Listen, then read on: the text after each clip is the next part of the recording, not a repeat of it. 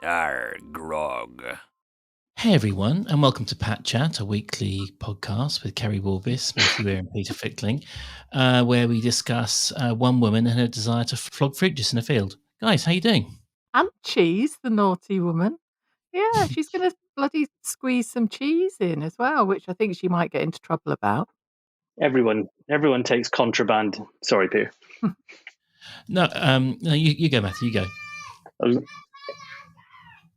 Sorry, Everyone's. You guys chat. I'll get rid of Cyrus. Oh, not literally with a spade or something. Keri's taking one family member down a week. So. I was going to say everyone smuggles a bit of contraband into a festival, so a bit of Borsetshire Blue isn't going to upset anyone, is it? What a name for a festival as well. Cottstravaganza. Well, this is a very poor riff on the Cotswold Food Festival that Alex James has, isn't it? Feastival, the big Feastival, which is in the Cotswolds. So they're clearly basing it on that, which I know people who've had the misfortune of working at, and he demands that all, because most no. You're not going to libel yourself or slander, isn't it, if you speak it? Okay, we got another Uncle Clive moment. I need to. Well, technically, if it goes out in any broadcast form, it does become libel, even if it's spoken. Okay, let's not go there then. Perhaps we should introduce an ad that doesn't want to be connected to libelous content. Talking of ads, Matthew, people will have the option from next week of getting rid of them because our Patreon page will be live. Yay!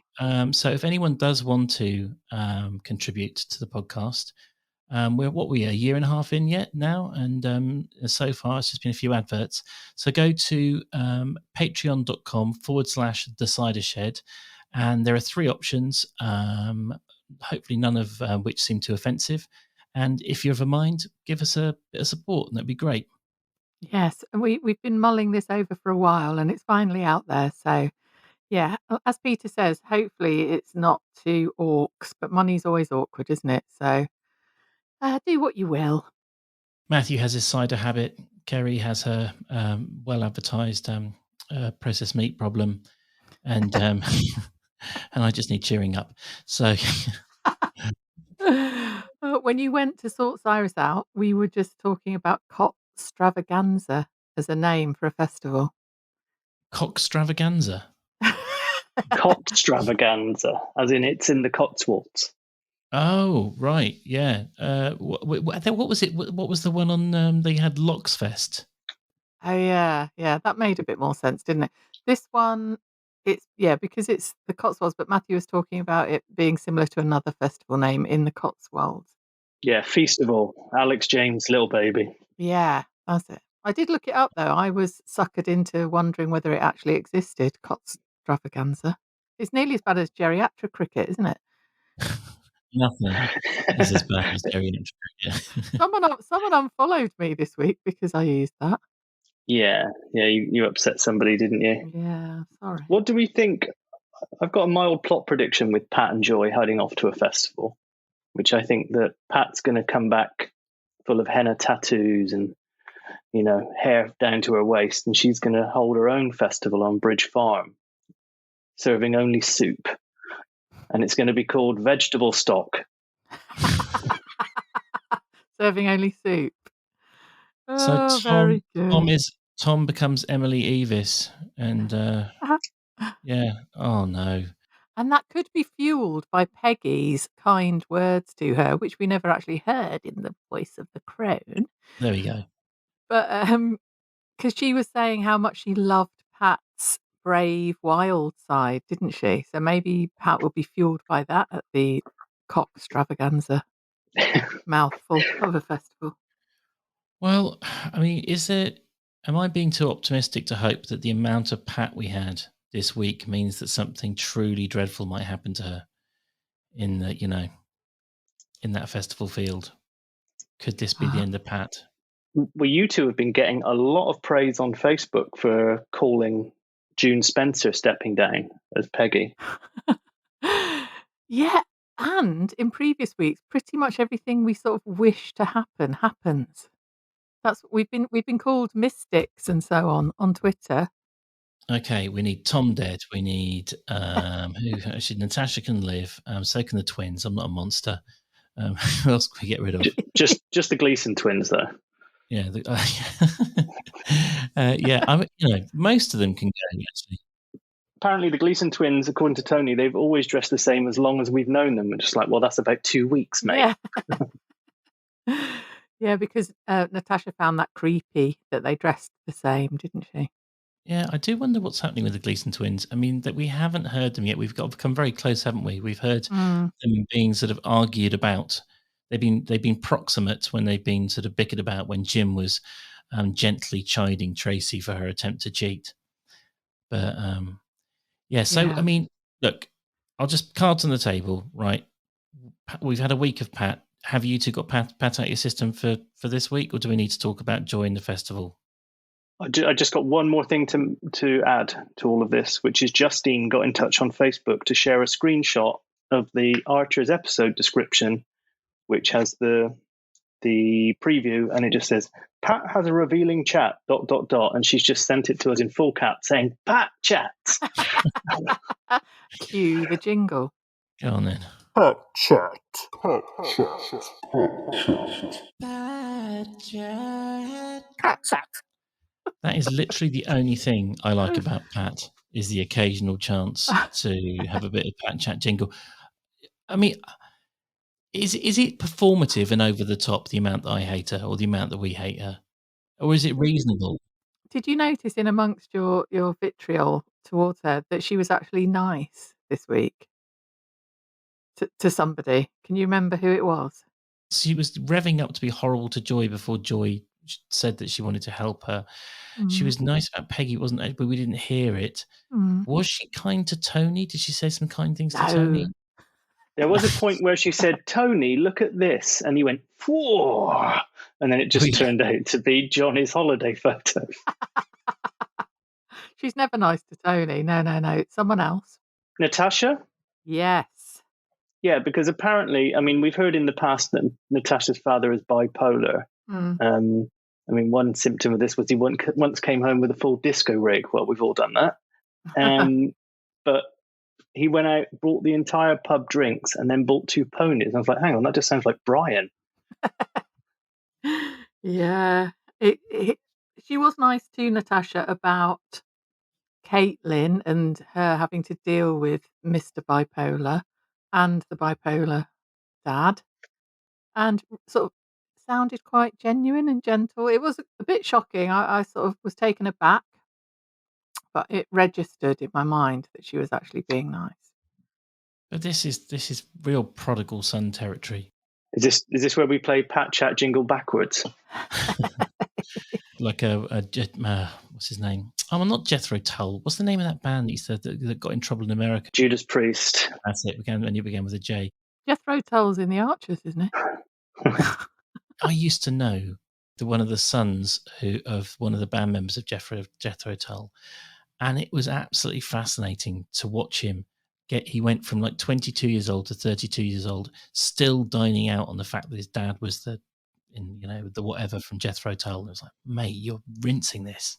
There's only one tune that anyone knows by them, isn't there? That Living in the Past one with the flute. But yeah, Ian Anderson, he's famous for like playing the flute and also owning a trout farm. I hear he's moving in the house backing onto yours soon, Keri. Oh God, I'm having a hellish time, listeners. Keri, do you want to throw it open? Because I don't think it was.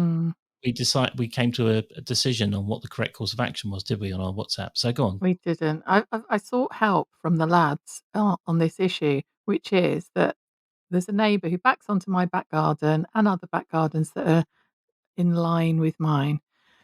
And when he's not doing DIY, which he has been doing for years, a lot, he whistles really loudly for hours every day in his back garden. So you can't sit out in your garden and have a nice peaceful time of it. And it drives me mad. It drives my neighbours mad. And I wrote a long letter to him, which I was going to post through his letterbox today. This has been going on for years, so I haven't just flipped after one afternoon. And I showed it to you two, didn't I? And then I wrote a revised version that was simpler and nicer. And I haven't put that through either because I've decided I'm going to go round to his house. I mean, you started formally enough saying, "Dear Mr. R. Whitaker," which I thought was very polite. Yeah. So I'm going to go round with my neighbour. So it's not just one person sort of going, please shut up. It's another person as well. But we'll do it Is it so one nicely. can go for the mouth and one can go for the windpipe? Yeah, the jugular. It's honestly drives me up the wall. Would it drive you up the wall as well? I sent you film of it as well, didn't I? I videoed him. My instinct was, which you picked up on, was to worry about what happens, down the line, that you end up with sort of like, flaming bags of shit being thrown over the wall at you. Yeah, and you have to invest all your money on CCTV and spend the rest of your life watching that CCTV and complaining about what your neighbour's doing. You end up with what's his name, Grant Kyle Mitchell. Yates. Yeah. It was then that Keri realised things had got serious. Yeah, but it's like torture. It's not like torture. It is torture. So it's very grating. And anyway, yeah, thanks for listening to me today, boys. The question is for listeners to ping us about is Keri right to be going round, or should Keri play possum and hope that things improve? Is that basically it, Keri? They won't improve. It's been going on for like 10 years. Well, I guess then you have to go around then, don't you? Yeah, I'll be nice. I will be nice. What am I doing with you? Why am I worrying about Keri's safety? I should be worrying. I should be worrying about her freedom. That's what I should be worrying about. Anyway, sorry, that was a bit of a divergence from the Archers. We can do an annoying neighbour segue, can't we? Surely. Well, if we're talking annoying neighbours, let's have lovely neighbours, because we were about to talk about Joy. Yeah, exactly. Lovely having her back. Someone said on Twitter that they thought she was sounding a bit weird, and I was like, well, yeah, only because she's completely discordant with everything else that's going on the show at the moment. It was just, so nice to. Oh, it's lovely to hear Russ. It was lovely to hear Chelsea, actually. But she's always such a sort of breath of fresh air. That's such a cliche, but oh God, it was amazing. Everything about her, even her first words, which were, "Can I have a latte and a..." I can't do the voice. Latte and a custard slice. Yes. Straight in. Quality. Content. Loved it. And also, the other thing is her ability to tug at my heartstrings. The bit this evening when she was talking about all the stuff that she put into the post box, it really got me quite upset. I was really moved by that, thinking about this poor, lonely woman, lovely, lonely woman, trying to reach out to this, we assume, flint-hearted bitch of a daughter, Rochelle, who I don't like, even though we've never met her, obviously. So, yeah, I don't know about you, but I was really quite choked up about that. Not really, because she doesn't exist and there wasn't 30 quid and it's all made up. So that's sad in itself, by the way. The photos she's talking about are the photos that come in picture frames. Yeah, that's what I've said in the past, isn't it? That in her living room, she has those photos that are already in frames of anonymous families dotted about. This is just one of those moments where I just have to remember that you two are completely batshit crazy when it comes to some of this stuff. So I had it on the headphones coming down last night, and I was really quite impressed at how much else there was going on in the background now. Yeah. With other actors. Obviously, there was that point where they were in the village shop earlier in the week, and Pat was serving. Yeah. And Natasha was buying lunch, and there was that part where Pat said to Natasha, "You paying by card?" I was like, yeah, one of her 8 million maxed out ones. She said, imagine this concertina just comes out. And you could hear the beeps of the till, couldn't you? In the slightly undertones in the background. And I did think she was going to get declined. That's gone away now, hasn't it? Yeah, that story. I mean, it's just never been mentioned again. Yeah. Well, she completely normalised it, didn't she? She said that's how she does her business. That's true. Why is Johnny on holiday when they know that twins are arriving at the farm? I don't know. I mean, they said at one point, doesn't it, Pat, they referenced that we're a man down. And I thought Pat was going to say, well, 2 men down, really, because we don't count Tony. Yeah, I love Tony when Pat was explaining what Peggy had said. She said that I've done a very wonderful job with you and the children. And he went, oh, she lumped me in with the children then, did she? Yeah. Oh, he's forever. And the whole week began with Tony being shit, didn't it, at cricket again? Yeah. Bless him. I don't think any of that happened to that conversation with Peggy. I reckon Pat just sat there staring at her as she slept and then just came back and made it all up. She said, oh, how can we remember a legend such as how do you do justice to a legend like Peggy Woolley? I was thinking, not another fucking window. I tell you what, it is testament to the podcast and the type of listeners that we have attracted, because it did come up on Facebook. How do we think Peggy will go? And of course, Peter said she'd go like the nanny in The Omen, down the front of the building on a noose and through the massive window. There were some very good. I won't name and shame, but we had like that she would explode into a flock of bats and smoke. I think somebody said. Her alien race will turn up and take her back. Headbutted to death by Helen, someone said. Oh my God, I love these suggestions. She'll die in her sleep. Kate will forget to come round, and Hilda will eat her. Brilliant. Yeah. I remember that being a theory a long time ago, that, she'd become cat shit, basically. Cat shit crazy. It is supposed to be a show that educates as well as entertains, and a bit of a kind of public service reminder that we all need to look after our elderly in the heat. Might be, be quite timely. So yeah, why not? Oh, Peter. It's incredibly entertaining and also useful. But she's recorded her final episode. We've heard them, haven't we? Her final episodes. Word on the street is we won't hear her again. She won't be back. Really? So we'll just have to hear Keri. I think the actress thinks that she'll be taken to the retirement home, which is called again. Help me out. In Ambridge, is it something like the limes or something? Isn't it? Some sort of tree or. Oh yeah, the laurels. That's it. That's Matthew. The limes sounds like some terrible disease. Yeah. Well, it sounds like what they got rid of. They get rid of some of the bodies in. They pick. She can't just go to the laurels forever. Like, there has to be a day when the sad news is shared. Well, I mean, we never got to say a proper goodbye to Joe, did we? Yeah, that was weird. Oh, you thought it was weird? I thought it actually showed how it was quite sort of realistic, and it felt kind of appropriate. And then people were sort of, paying sincere homages in kind of little moments around the village, and that kind of felt like how it could go. Yeah, I mean, it wasn't as weird as Bert, as Ben killed him during a game of cribbage. But he's a very sore loser, isn't he? But I mean, Peggy as a character is much unloved, isn't she? Really, but June as an actress, having done, or an actor, I'm sure she says she's an actress, but the longevity of that career is incredible, isn't it? That's sort of the only nice thing I can think of to say. You've listened longer than us, Keri. Well, has she always been a difficult and spiky character, or is it sort of like because they felt to me like for a long time she was a lot more benign. She was a lot more kind of just there's the sort of grand maternal figure. Occasionally saying nice things to the younger generation, and the sort of spikiness has kind of ramped up recently. No, I think she has always been a bit prickly like that, and had a bit of an acerbic side.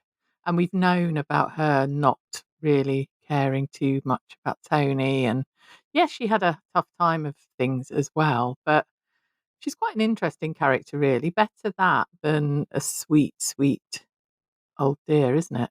Oh, much more interesting. Yeah. Yeah. She definitely has the voice to be a better palm reader, stroke fortune teller than Adil, doesn't she? I think I can imagine her. But I mean, we've got, so Lillian is giving Adil the inside track on everyone in Ambridge. And then Joy is drafted in because she's, Lillian said, we don't know anything about her, which obviously means scriptwriters have tapped into the fact that we do all consider her life as possibly Walter Mitty style existence. Mm-hmm. And then Joy proceeds to just read Adil like a book, and we get to hear more things about him than we know about Joy. Yeah. What a pair, eh? Of people that we don't know too much about. He also mentioned he's not on the lookout for anyone. What are we to read into that? Does that mean he's set his sights on somebody? It's what happens when you're a Watford Town supporter. You never get laid. Give up on life.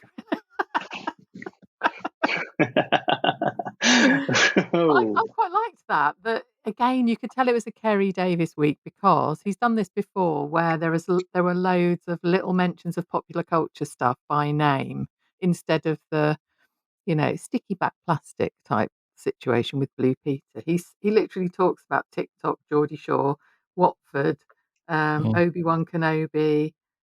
He did his saucy bits of the prominent Mound of Venus and. If Watford fans don't get laid, is that why they're all so horny? Or cornet, as Or Lynda would cornet, have it. yes. Yeah, she was played funnily, wasn't she? Like smarmingly sucking up to Adil after last week. Ooh. Very unpleasant. Mm-hmm.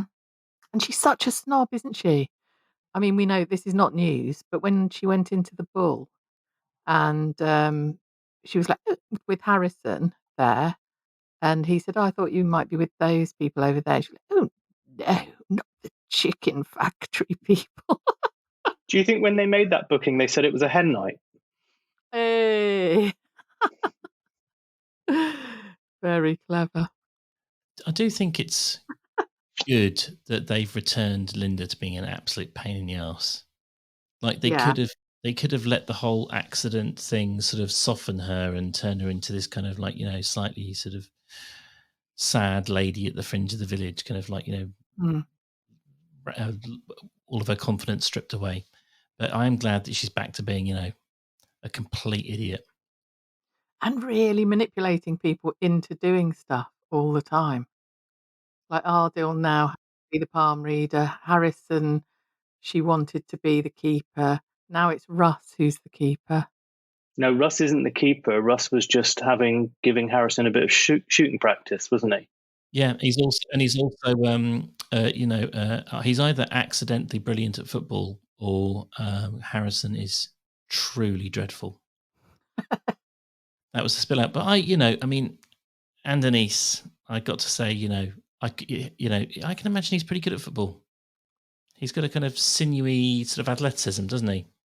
I know he's not Russ, but just seeing as more than most characters, he is who I've now got fixated in my head. Yeah. It was a real reach, wasn't it, that he took Chelsea there. First of all, he comforts Chelsea when she's nearly killed someone with hazelnut dressing in the orangery. And then, we've been building up for weeks that Chelsea's been pushing her luck in this job. Yeah. So this was no surprise that Freddie was almost certainly going to fire her. Then you've got the arm around the shoulder from Russ. Then he manages to step in and remind Freddie, like, you did go down for selling wobbly eggs. And now here you are running the orangery. So you've been given a second chance. And then he even spills the beans to Chelsea that she's going to keep her job. And there's so many people on social media going, there's he's got there's an ulterior motive here. They really, really want the worst to happen. And maybe it still will. But he then takes her down the cop shop to confess to, wasn't keying, was it? I had so many, Chelsea's got the key, she's got the secret gags, and then it turns out to be a buckle. And then he makes her confess, which is all good. And then you have this really weird, it goes off in this other direction where Harrison's just like, Russ, you can call me Harrison, not Sergeant Burns. Could you do me a favor? I'm going to go in goal and you take penalty shoot out at me. And I'm like, yeah, okay. Yeah, very odd, wasn't it? Yeah. I thought he was going to say, you know what? If you go in goal, Russ, I'll let her off. I'll make this whole thing go away. Yeah. There is loads of hate towards Russ still, even though he's doing nice things. They can't. They're just like, gross. He's so creeping around a young girl. So it's almost like he can never, ever be in the company of a younger female without alarm bells ringing for a lot of people, which I can sort of understand, obviously. But if he's literally doing nice stuff, we are going to have a problem, I think, where Chelsea has a thing for him, and that's going to be problematic. They're hinting at it, aren't they? So then he's then caught in a boy who cried wolf situation. He's caught in what's known as a Ben Steph. If you can't listen to the Archers and get wedded to a character, right? So and that works in both directions. So you can't stay cross with Russ for what was happening 2 years ago because there's no relationship to the man he is today. Like, he was brought in as this creepy sort of exploiting and sort of slightly immature and selfish man who is going to sort of mistreat Lily, and for whatever reason he's stuck around. I don't think he was necessarily planned to be around as long as he is. I get the feeling the character's been extended because he's got a sort of a large, if not sort of affectionate reaction. I mean, you could argue he's sticking around because he gets to live in a posh mansion for no rent and about in an art gallery. Well, but they're moving, aren't they? They're moving into Felpersham. Are they? Yeah. Will they? Maybe this is what I've hoped for, is that this plot with Chelsea is like the first time he stepped outside of the family and has a plot all on his own. I mean, obviously it's arrived from Chelsea working at the family, family seat. That would be what it's called. Yeah. But now he can start to develop relationships and a life outside of Lily, so that when she does dump him for Sol, it's more plausible that he sticks around and he can stay as a long-term fixture for the village, because he is fantastic. Yes, I hope so. So that's my optimism. And by the way, me being optimistic is very, very rare. This is an exceptionally unusual moment. Oh dear. Are you optimistic about Tracy? Why would I be? I mean, I want to be. Yeah. She's just, they can't stop kicking her, can they? Every bloody opportunity. And also, they're starting to weaponize her. Well, do you know what? Actually, I'm really pissed off about something from the last week and a half. It's fair enough. It's fair enough to have this family who are suffering because they are working class, and that's true to life. And it might be difficult to listen to, but to have austerity Britain held up to our faces is actually quite healthy. I don't want to hear it happen to Tracy, but fair enough. But the way that now it's like, oh, Chelsea's doing stupid things and buckling the car, buckling the hood, whatever it was, and you've got Tracy is being occasionally doing stupid things as well. I feel like it's kind of it would allow snobs to kind of like put some of the blame on them, a bit like the kind of like the boomers who are questioning whether millennials should be allowed Netflix or not. Quite, by the way, quietly ignoring the fact that we paid £2 a video probably twice a week, every week in the early 90s. Yeah, you're right. I think it's particularly Chelsea's behaviour in the Orangery is just like, it's just so abominable. It wouldn't happen. She should have lost her job ages ago. It's a job that she should cherish and be clinging to and doing her very best at to help out at home. And yeah, she's having a shit time of it.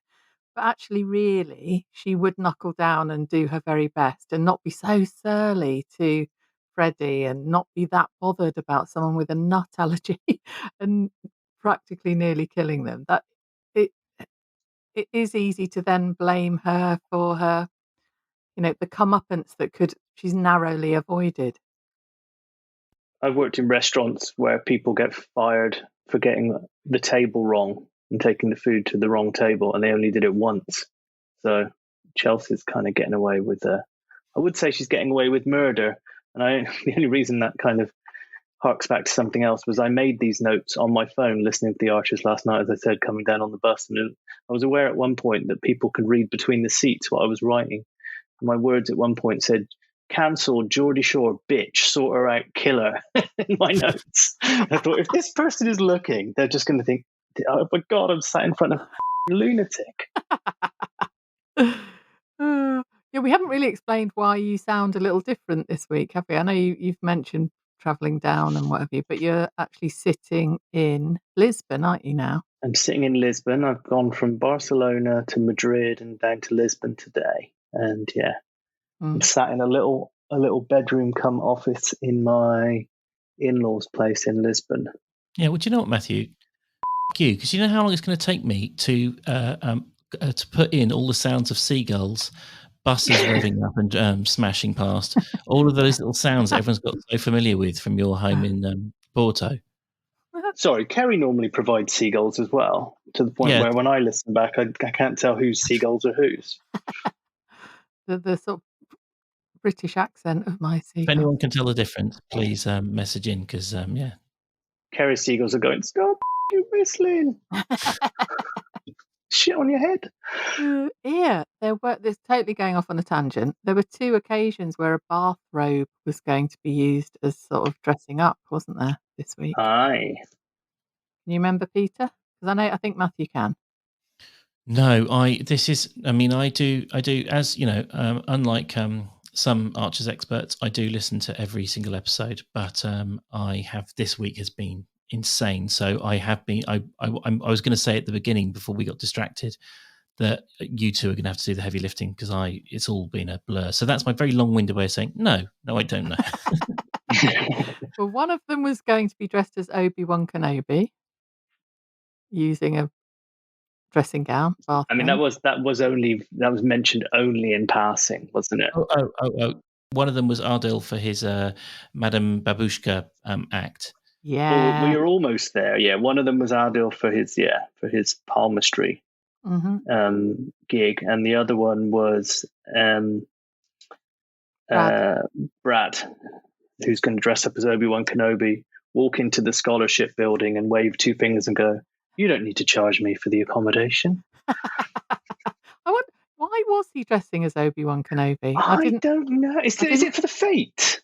Surely it's just for the fate, isn't it? I don't know. He seemed to be going off wearing it already, didn't he, this week? Is there some film coming out where people go in cosplay or something? I don't know.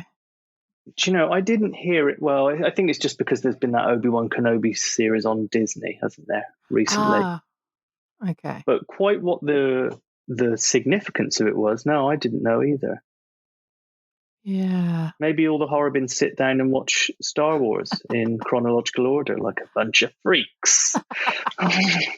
Yeah, like my kids have done recently. If you can get through the whistling. They didn't wear bathrobes, though.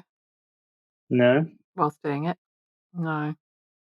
I did think one thing that might happen is that, you know, just like Whoopi Goldberg in Ghost, she's a liar, isn't she? And then one day, a dead Patrick Swayze walks in and she can hear him.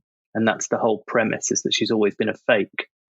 Her her mother and her grandmother had the gift, but she didn't. And she's been ripping people off in this, getting their money for years in some place in New York. And then all of a sudden Swayze walks in and she can hear him. She's obliged to help him, or press gang to help him. I did think it would be good if George sits down with Adil and he starts going, "Oh, you've got what we would call a fire hand." And he'd just go, "All right, I did it. I burnt the postbox, okay?" And then like Harrison pulls off his gloves from the goal, caked in mud from the penalty spot, and just slaps cuffs on him and drags him away. They're building his evilness at the moment. So I think he's due a bit of a random bit of, chicanery. Not chicanery. He's going to be like naughtiness.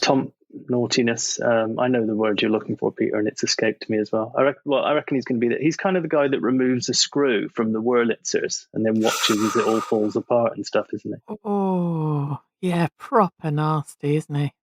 Kind of missed him this week. It's a little bit exciting. Yeah. And I mean, he could be Dirty Den levels of vile. Yeah, it's quite promising, isn't it?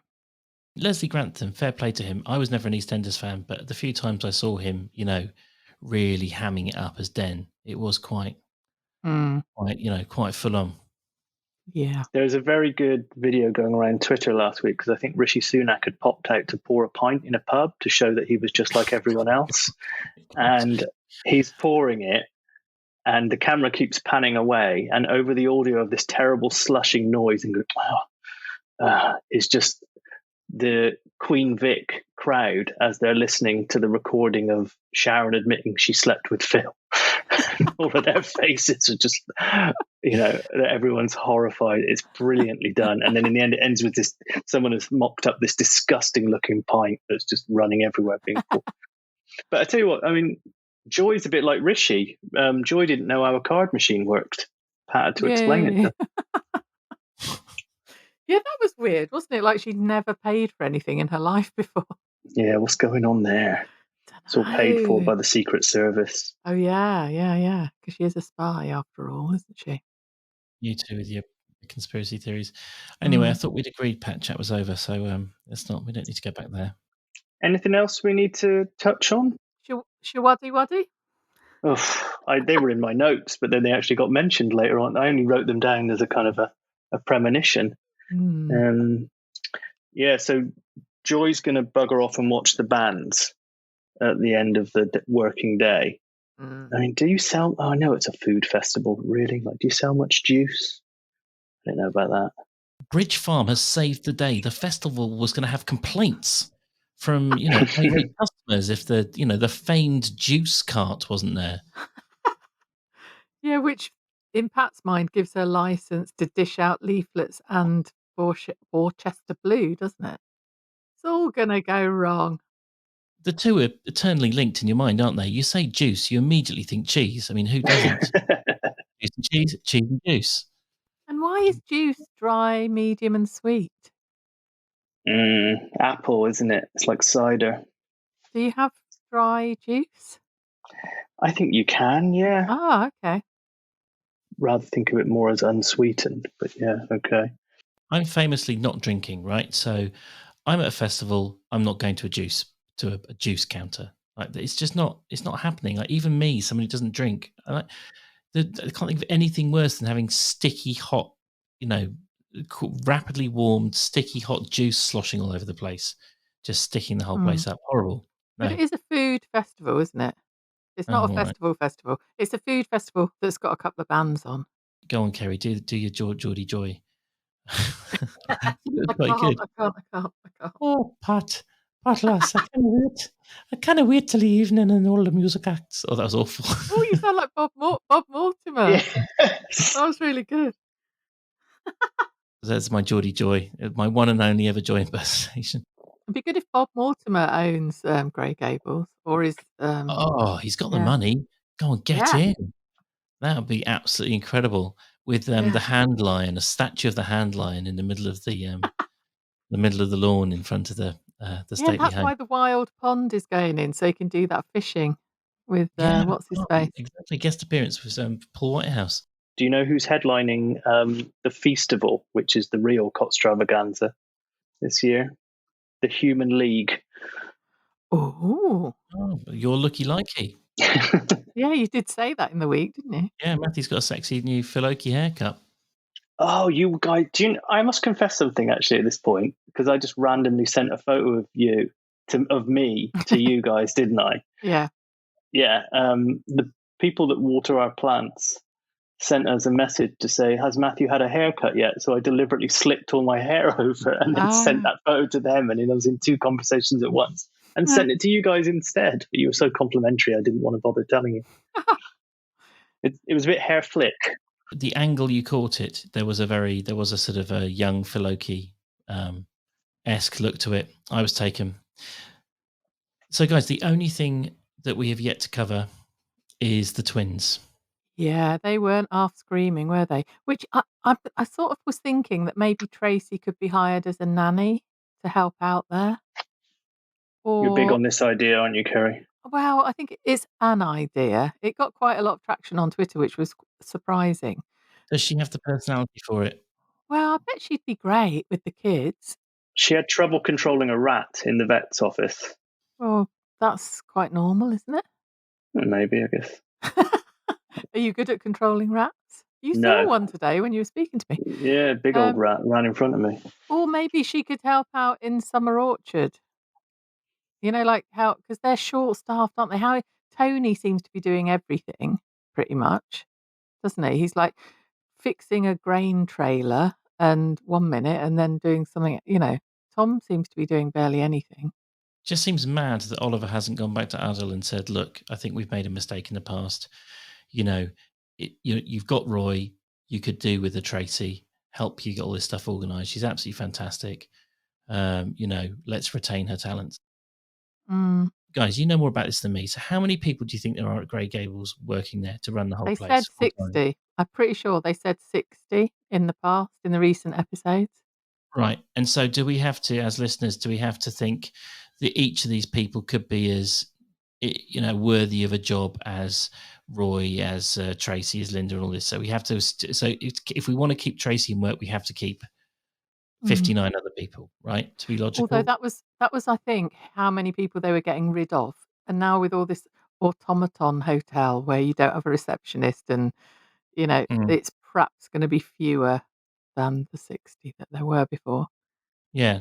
But I mean, they could, but they might, it might be reasonable to say if you've got 20, if you're trying to create this incredibly wonderful experience and you want to have, the best possible service, keep your best 20 people. How much are you going to spend on the bloody pond? How much are they going to spend on this adventure park, this farm? Each room's going to be $5,000 worth of, fittings and fixtures and wallpaper. And it's just, anyway, it just makes me really cross. One person's wages on top of all of that is nothing, is it? Yes, or 10 or 20 even.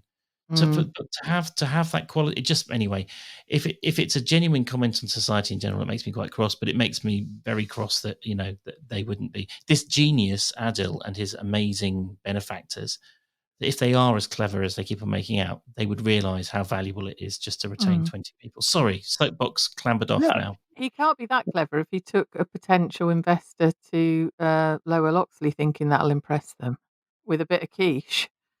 Simon, you should try the figgy rolls. Kerry? Yeah? I have to give props to you.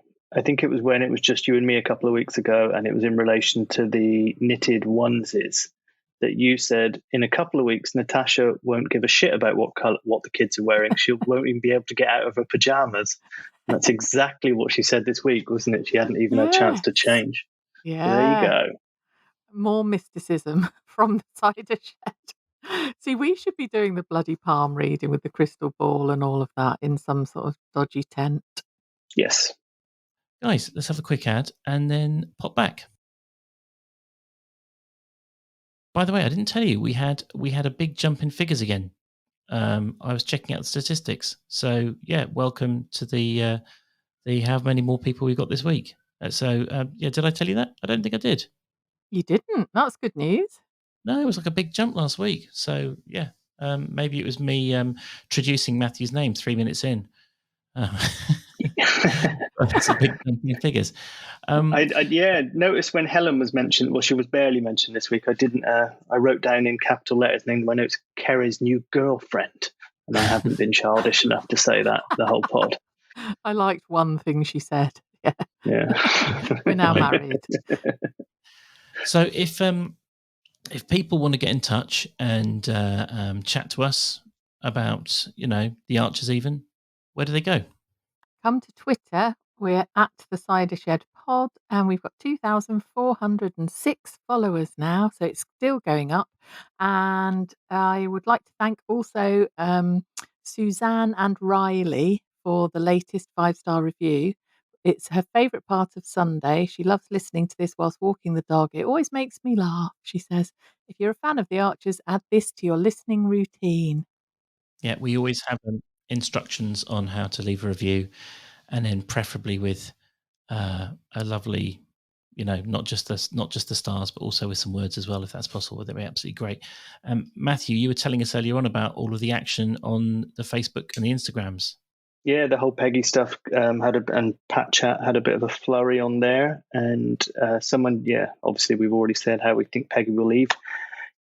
The Facebook group is the Cider Shed Podcast. The Instagram is the same as Twitter, at the Cider Shed Pod. Thanks for Lisa, Lollipop Rosie. It's known to you, isn't she, Kerry? Yeah. She had a bash at the lemon slices and sent me a photo on Instagram, so I'll get that up. And Paul Newman was in touch on Facebook, but I'm not sure if that's the Paul Newman. or not, but just said that they just listened to the week's. Listen to this week's. It's brilliant. I don't know if they're talking about the Archers or us. Hopefully us. Completely agree about Helen Schuler, all at Bridge Farm, especially Tom, Nat Pillock, Justin, Adil's voice, etc. Bring back joy. Well, Paul, it's been done, hasn't it? She's back. Have you got any fantasy football updates? Oh, I have. Yeah. Just very quickly. So we had because a lot of people are obsessed with fantasy football. I think we had 3 people who weren't of our crowd who joined in because they obviously followed the hashtag FPL. So if I look at our Ambridge Farmers Conference, I can tell you, this is, the BBC they're going to cancel the classifieds, aren't they? They're no longer going to have that really long thing on Radio 5. So I'm available for that job. The Beauties are at number 1 with 80 points. That's Julie Fremantle. She's up there at the top. Brilliant. Chelsea Harbin FC, which is me, is at number 8.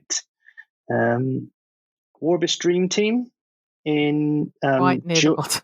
joint 12th Out on of 57, out of 19. Okay. And the screen only shows 18, and I have to drag it up to see 19th, which is the bottom place, and that's Relegate the Archers, Peter Fickling. Yeah.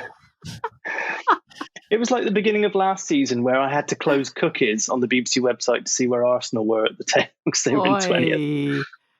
Oh, I've been watching the Arsenal documentary. It's bloody great. Well, thanks for everyone getting involved in that. It's good fun. And you have until 11 o'clock tomorrow morning to have a little play around with your team and confirm it. Just check for injuries and the like. Maybe we can post a picture of the positions. Oh, hello. I thought we agreed we'd never do that, Keri. Oh, shit. Are we still recording?